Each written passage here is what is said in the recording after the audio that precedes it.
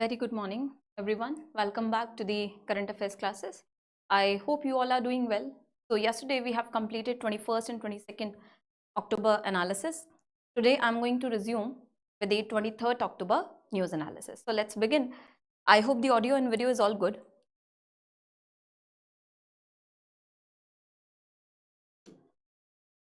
Let me know if there is any glitch in the audio or video. Okay. So let's start with the ESI Finance and Business News category first. What we have is, according to the rating agency CRISIL, the revenue growth of Indian companies, according to the CRISIL, the revenue growth of Indian companies for the July-September quarter is estimated to be 5 to 7% year-on-year basis. And this is the slowest growth in 16 quarters. So this is not the high growth, this is the slowest growth in past 16 quarters. Then the slowdown has also been attributed to the stagnant performance in construction sector.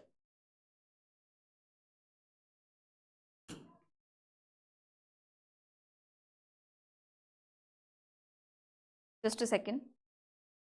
Okay, so remember the sectoral distribution. This slowdown, the report highlights, the CRISIL highlights that the slowdown is particularly coming from slowdown in the construction sector. Okay, so remember this slowdown in the construction sector. Then we have very important news. Israel has joined Asian Development Bank as its 69th member. This is very, very important for everyone. Please do remember this fact. It is going to be important for all upcoming examinations. Okay, so remember, Israel has become the 69th member. So before the joining of Israel, 68 members were there. Now with this, Israel becomes the 69th member to join Asian Development Bank and 20th non-regional member. Okay, and it has been formally submitted.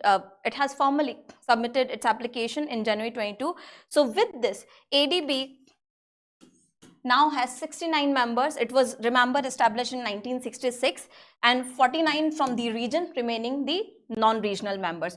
Also remember the headquarters of ADB, headquarters of the Asian Development Bank. It is headquartered in Manila, Philippines. Okay, Manila, Philippines. So remember, Israel is the 69th member. Then we have MRF. MRF has announced 26% stake acquisition in CleanMax Omni. In CleanMax Omni for rupees 7.26 crore, which is a significant renewable energy push. This will be pushing its work, its business in the renewable energy sphere. Okay. With this, it has now entered a power purchase agreement. Then you have Manipal Health Map. Manipal Health Map, which is a diagnostic services provider. It has acquired iGenetic Diagnostics, securing 100% stake in the company. So remember, Manipal Health Map has fully acquired iGenetic, 100% stake. iGenetic has been fully acquired by Manipal Health Map. Now with this acquisition, Manipal Health Map basically plans to strengthen its presence in the key markets like Maharashtra, Madhya Pradesh, Karnataka, also then consolidating its presence all over the Indian market, right? Then moving on to the regulatory bodies news. So we have SEBI. SEBI has barred first overseas capital from taking any new mandate as a lead manager for any public issue of the debt securities. And remember that. Then we have a self-regulatory organization, Sadhan. A self-regulatory organization, Sadhan, has asked its members that its return on assets must not exceed 4%. Now, what is a self-regulatory organization? Self-regulatory organizations are basically entities which create or which also enforce the existing laws, okay, for its industry members, for example. So they are recognized. This one is recognized by RBI. They are non-governmental organization. They enforce laws for the member firms or member industries. So this sadhan has asked its members that its return on asset must not exceed 4%. Return on asset is a profitability indicator in the banking system, which tells you against your total assets how much is your net income, right? So this is the thing. Now why? Because this move basically follows Reserve Bank's regulatory whip on 4 non-bank lenders, including 2 microfinance institutions. So this sadhan, is basically overseeing the functioning of microfinance lenders. So this is associated particularly with microfinance, and the RBI has been tightening certain norms. That's why this is in line with that. And it has also asked the members to reassess their interest rates.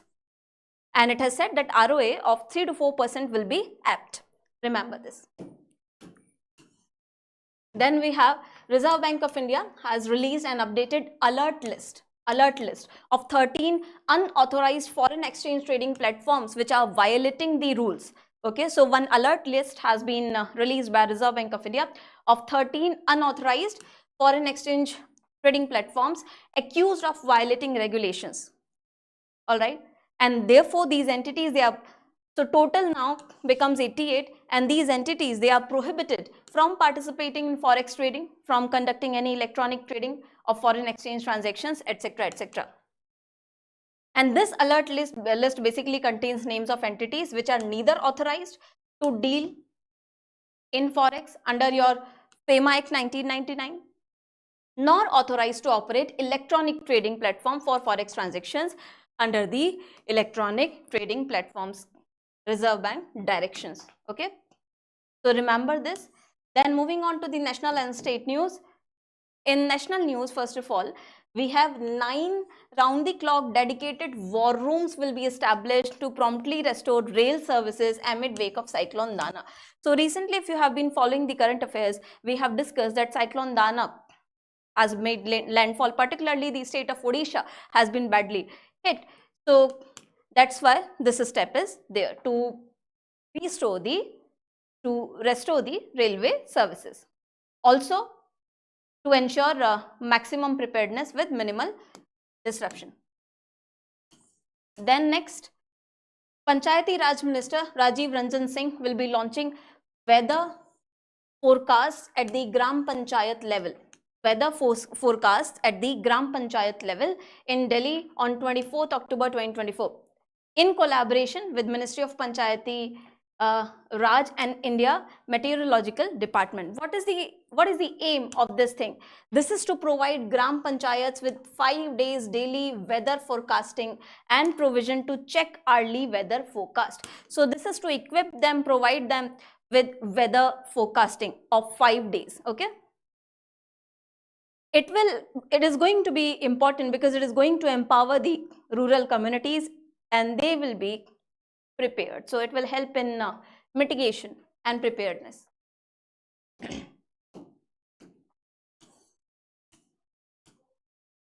And remember, this is the first time that localized weather forecast will be available at the Gram Panchayat level. It is going to be significant. It is going to be significant, particularly for the farmer community, right? So remember, that's why this becomes important.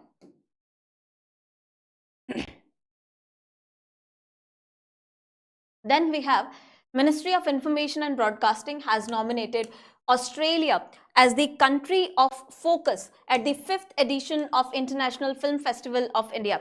So at IFSCA to be held in Goa, Ministry has nominated Australia, remember, Australia as the country of focus.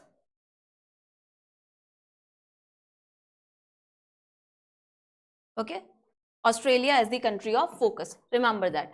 And remember, the International Film Festival is scheduled to be held between 20th November to 28th November 2024 at Goa.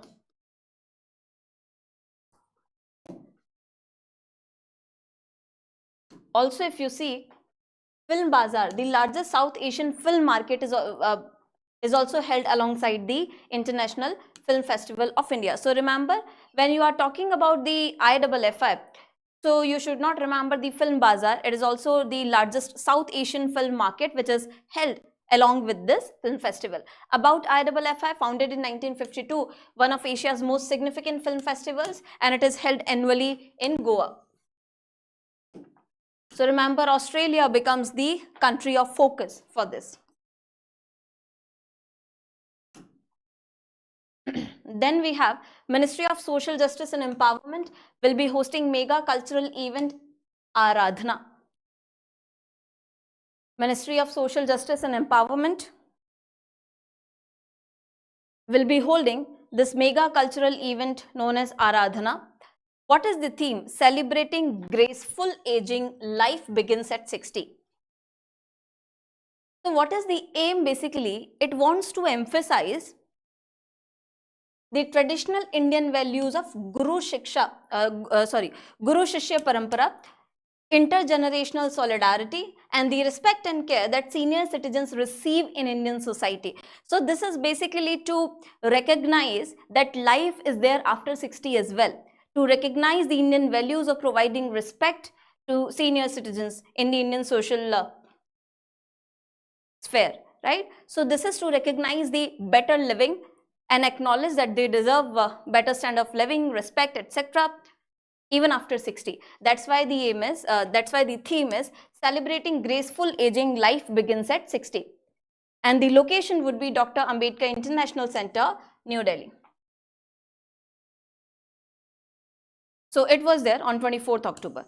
Then we have Ola Electric. Ola Electric has unveiled its cutting edge Ola Digital Twin Platform.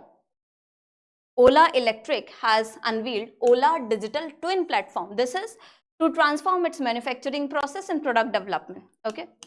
Now this Ola Digital Twin Platform, it integrates advanced artificial intelligence tools, it integrates your AI tools, okay, and IoT platforms to create digital replicas of real world environment. So it will be integrating advanced technologies like AI and IoT to create real world environment. And then it will be deployed in Ola's manufacturing facility. So it is going to expand its manufacturing with AI-driven technology.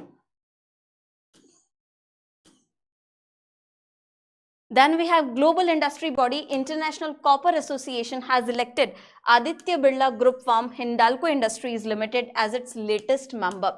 So remember, International Copper Association has elected Aditya Birla Group firm Hindalco Industries as its latest member.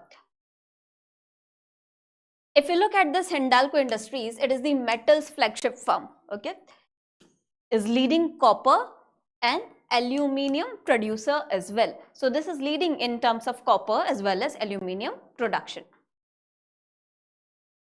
And this ICA is headquartered in Washington. Then we have a new snake species identified in your western Himalayas, okay, and scientists have named it Anguiculus DiCaprio. Now this name is basically trying to give honor to a famous actor, to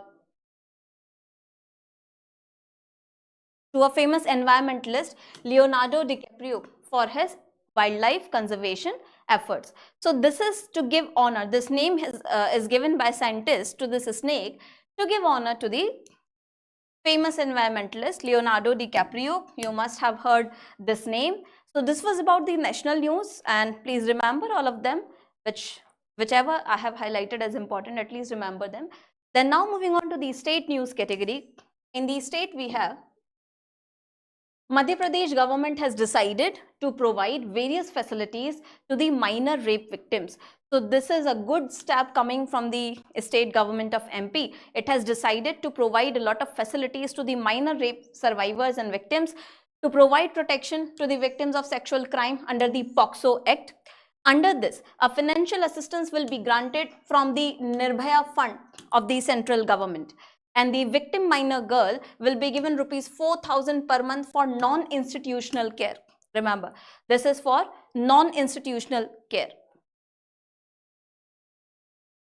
And the scheme will be implemented through the collector. For this, rupees 10 lakh will be provided to each district from the Nirbhaya fund of the central government, and out of that this fund will be rolled out then at the district level. Then Rajasthan government has signed an initial agreement with the UAE for investment of rupees 3 lakh crore in the field of renewable energy in the state. And this investment will be made for setting up solar, wind and hybrid projects of 60 gigawatt capacity in the western districts of Rajasthan. Because western districts of Rajasthan, they have a lot of solar as well as wind power capacity. They can be installed over there. So that's why you see this agreement has been there. So remember, it is Rajasthan government and UAE agreement.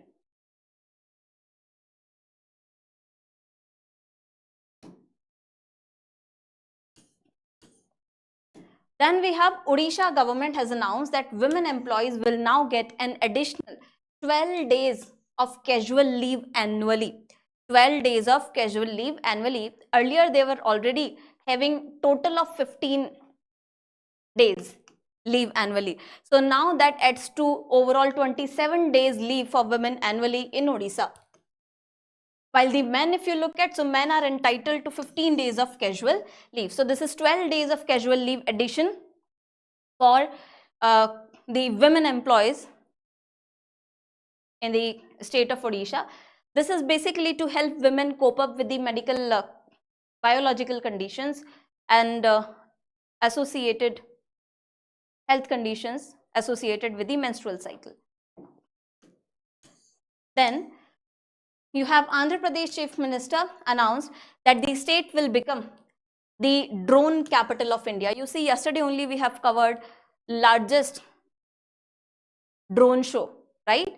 So with that, Andhra Pradesh will be the drone capital of India during the Amravati Drone Summit. Okay, and Chief Minister has also revealed plans to allocate 300 acres of land in Orvakal, Kurnool district for a dedicated drone hub. Okay. Remember that. Now moving on to MOU. So one MOU has been signed between the National Financial Reporting Authority and the Indian Institute of Corporate Affairs. This is basically to collaborate on capacity building program for the professionals. Then we have National Institute for Empowerment of Persons with Visual Disabilities, Dehradun, has signed an MOU, has signed basically MOUs with 6 institutions, including some NGOs, for the empowerment of the Divyangjan to promote their welfare and upliftment. Now, these institutions are Uttarakhand Open University at Haldwani, then National Institute of Electronics and Information Technology, Haridwar, Max Hospital, NGO Pratham, National Association for Blind and Tortured Private Limited, Ahmedabad. Then we have Competition Commission of India has given its nod for Bharti Airtel's shareholding increase in Indus Towers. So it has given nod to Bharti Airtel's shareholding increase in the Indus Towers post recent buyback of the equity shares.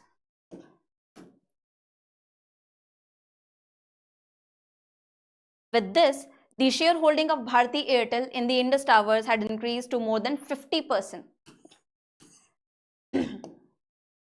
Then we have Department of Posts has entered into a tie-up with Sky Air Mobility Private Limited. Department of Post, Government of India, has entered into Sky Air Mobility Private Limited for carrying out proof of concept on 21st October for transmission of mail through drone between your Chaukham Post Office and Vakru Branch Post Office located in Namsai in Lohit district respectively of Arunachal Pradesh. So this is their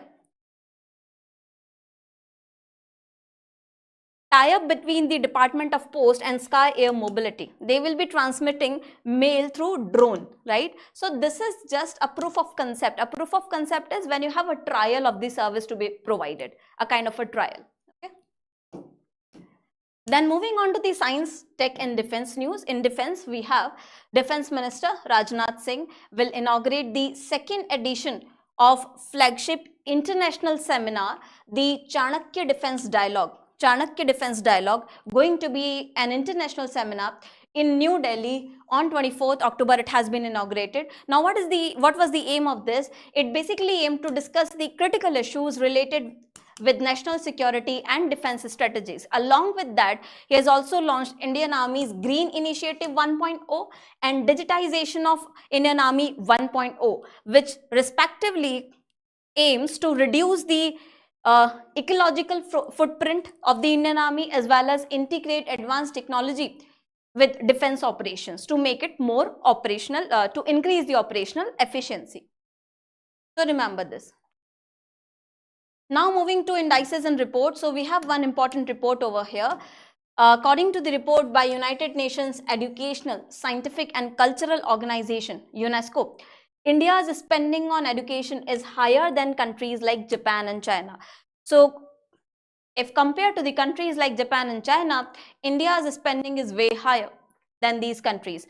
So there are certain highlights of the reports which are important for your examination.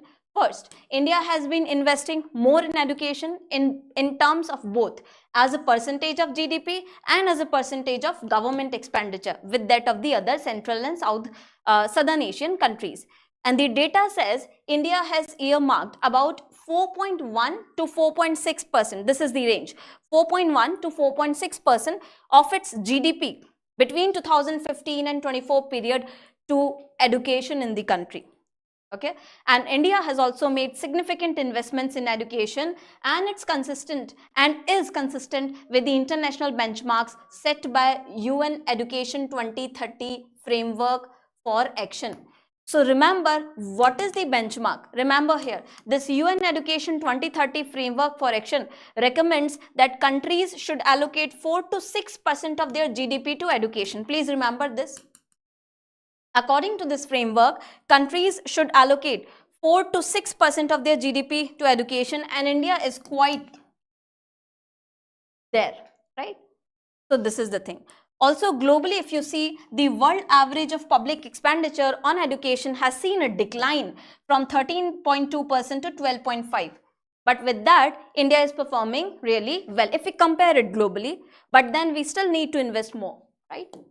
This is not sufficient if you look at the educational infrastructure and facilities in India. This was about the report. Then next we have is Commerce Department data. So according to the Commerce Department data of the central government, exports to 8 out of India's top 10 destinations, including countries like Netherlands, US and UK, they have witnessed positive growth. They have witnessed positive growth. So exports to 8 countries, if you look at the top destinations, 8 of them have witnessed positive exports. Okay. And during the April-September, exports to China and South Africa witnessed 9.4%, 2.3% contraction.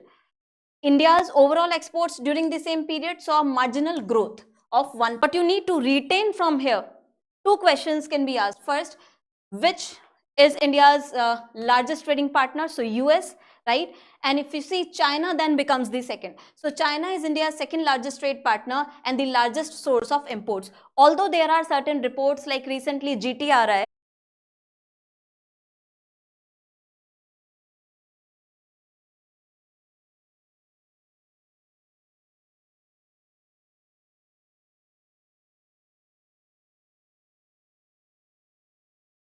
so remember, there are data according to different reports. So recent GTRI report says China has surpassed US, but then according to this data, US is the largest and China is the second largest trading destination or trade partner, and the largest source of imports is China. So remember these 2-3 facts here. Largest source of imports is China. So if you look at this fact, US continues to remain India's largest export market, followed by UAE and Netherlands, according to this data.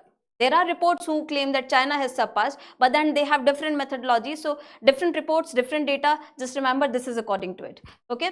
Now, moving on to the next one, you have, according to the International Monetary Fund, global transition towards electrical vehicles will have a far-reaching impact on the investment and production. And what they are trying to say, IMF has warned that the global shift to EVs will have significant impact on investment, production, trade, employment. Might reduce employment opportunities, so replacing the humans. A lot of concerns are there.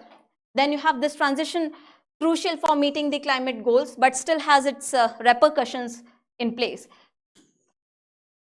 Because you see, transportation contributed to 36% of the US greenhouse gas emissions 2022. So that is important. So shift to EVs, but then it has its own pros and cons. This was about the international news. Then moving on to the awards and books and festivals category. Urmila Chaudhary of Nepal. Urmila Chaudhary from Nepal has won the Global Anti-Racism Championship Award 2024. Remember, presented by US Secretary of State Antony J. Blinken. Recognition. This recognition is for their exceptional courage, leadership, and commitment for advancement of racial equity, justice, and human rights. That's why, remember, Urmila Chaudhary of Nepal has won this award. In sports, we have India is going to host the 16th edition of Women's Indian Open in Gurugram, Haryana, beginning from 24th October. So remember this important fact, who is hosting the 16th edition of Women's India Open? India, of course, and then Gurugram is the location. Also remember, so this is a golf event. This is associated with golf. Also remember one important fact. In 2016, Aditi Ashok has made history as the first Indian to win the Women's Indian Open. So remember this fact. Aditi Ashok in 2016 created history to win the Women's Indian Open. And this event basically was founded in 2007. Then we have India's Vishwajit Ramchandra More has bagged the bronze medal at Under-23 World Championship in Tirana, Albania after defeating Adam. Okay, this is India's first medal in the championship, so that's why it becomes important. And who has won the gold? So Ali Abdullah of Iran has won the gold. This is the bronze. Then we have 24th National Para Swimming Championship title being won by Karnataka in the overall category. So remember, the 24th National Para Swimming Championship title has been won by Karnataka in the overall category, and these, are being held in Panji, Goa. And Maharashtra was at second place, followed by Rajasthan. So remember these three states: Karnataka first, Maharashtra second, and Rajasthan stood third in the 24th National Para Swimming Championship. Then you have different categories. So individual championship highlights, if you see: men's senior champion Muhammad Asim from Kerala, men's junior champion Ravi Karthik from Andhra Pradesh, men's sub-junior champion Revansh from Haryana, women's senior champion you have Sharanya from Karnataka, women's junior champion you have Sai Pujar from Maharashtra, and women's sub-junior champion you have Abha Ganesh from Maharashtra. Talking about appointments, you have Pakistani President Asif Ali Zardari appointing Supreme Court Chief Justice Yaha Afridi as the next Chief Justice of Pakistan. Then we have conferences. So we have something important here. The 16th BRIC Summit has adopted Kazan Declaration recognizing reforms for the UN and other multilateral institutions. So remember, 16th BRIC Summit has adopted the Kazan Declaration. What is the overall aim of this Kazan Declaration? Kazan, remember, is located in Russia. So Kazan Declaration basically wants to reform the existing multilateral organizations like UN, World Bank, etc., etc. So there are claims, there's this public discourse going on at the global level that certain institutions like IMF, World Bank, they're somewhat declined to the developed nations, inclined towards the developed nations. So there are also these reforms, they want to make them align more with the contemporary issues so that they are well equipped in solving the contemporary issues and then help other countries resolve them. So these kind of reforms are the primary aim of Kazan Declaration. A lot of subsets are there under this declaration. So the declaration has reaffirmed the support for member countries' aspirations to be permanent members, supporting countries who want to be permanent members of the United Nations Security Council. Then you have the financial sector was being the other element of the declaration, for helping countries in payment settlements in their national currencies. Then climate change is also one of the area of interest. Then declaration also supported maintaining a strong IMF, as I told you, International Monetary Fund, World Bank. There are World Trade Organizations, WTO organization. So these organizations, there's a discourse, there's a debate that they're more inclined towards the developed nations or the developed world. So we want to bridge this gap, okay? And several other initiatives were there. So that's why also BRICS is also there in news. Remember. So what about the summit? First of all, remember 22nd October to 24th October it was held, and the host country was Kazan in Russia, as I told you. That's why the name Kazan Declaration. So remember, and remember the theme of this summit: strengthening multilateralism for just global development and security.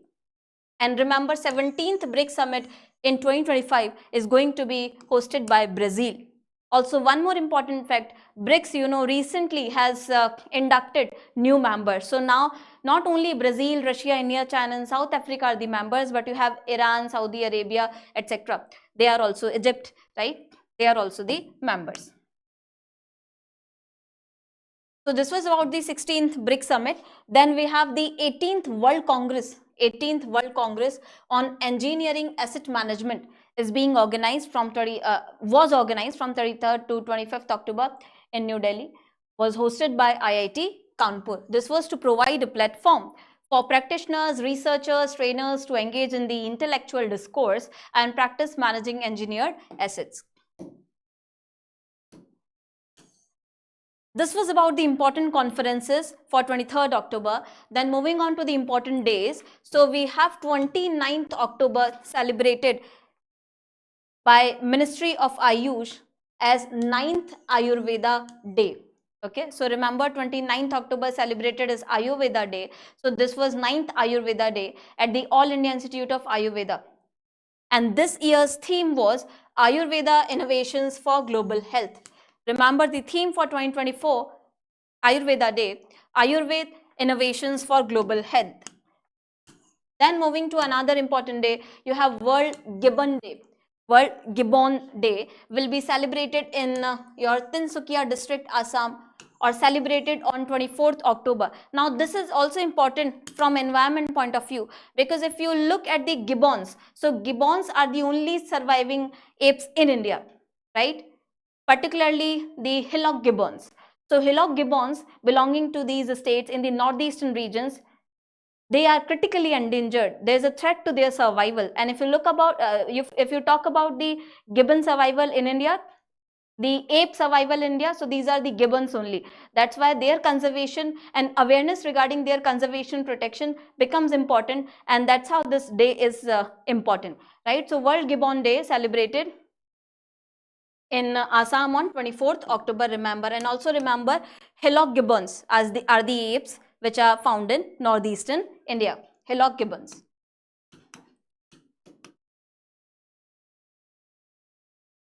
Hillock gibbons are the ape species.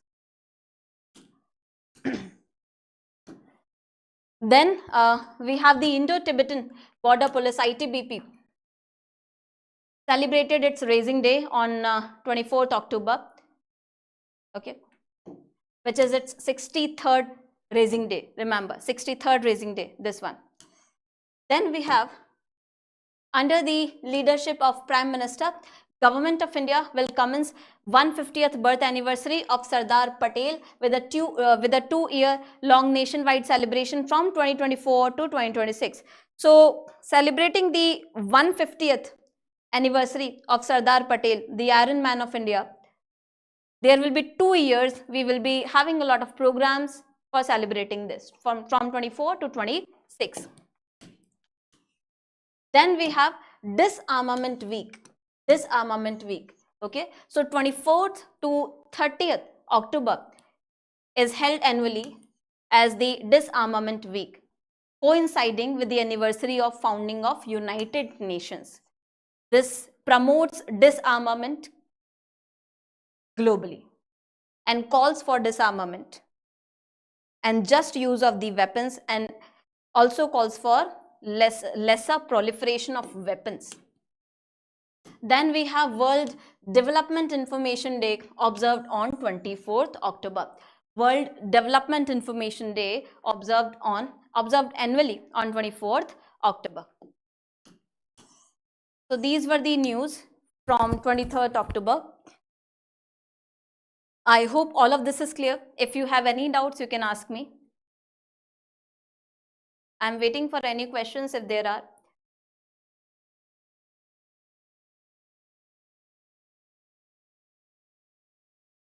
So this was about the 23rd October news analysis.